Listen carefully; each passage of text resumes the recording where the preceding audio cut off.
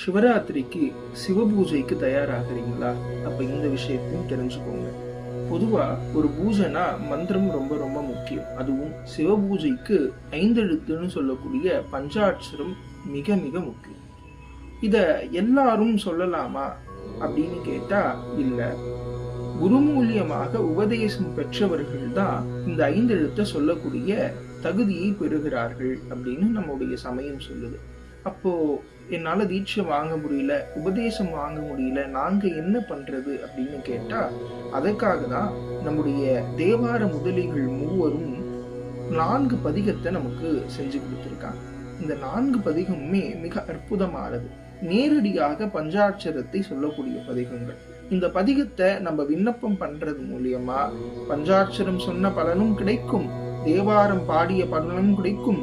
குருவருளா திருஞான சம்பந்தர், திருநாவுக்கரசர், சுந்தரமூர்த்தி சுவாமிகள் இவங்க 3 பேருடைய அருளும் வந்து சேரும் அப்படின்னு பார்க்கிறோம். இந்த பதிகம் என்னென்ன அப்படின்றத பார்த்திடலாம்.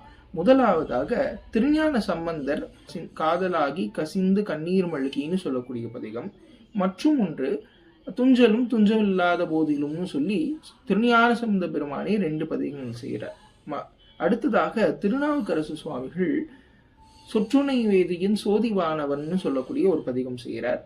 சுந்தரமூர்த்தி சுவாமிகள் மற்ற பற்றுனக்கின்றி நின் பாதமே மனம் பாவித்தேன்னு சொல்லி ஒரு பதிகம். மொத்தம் இந்த 4 பதிகங்களை 4 காலங்கள்ல நம்ம விண்ணப்பம் செய்யறது மூலியமாக பஞ்சாட்சரத்தை உபதேசம் பெற்று சொன்னா எந்த பலனோ அதே பலனை நமக்கு கொண்டு வந்து இந்த பதிகங்கள் சேர்க்கும் அப்படின்னு பார்க்கிறோம். திருச்சிற்றம்பலம்.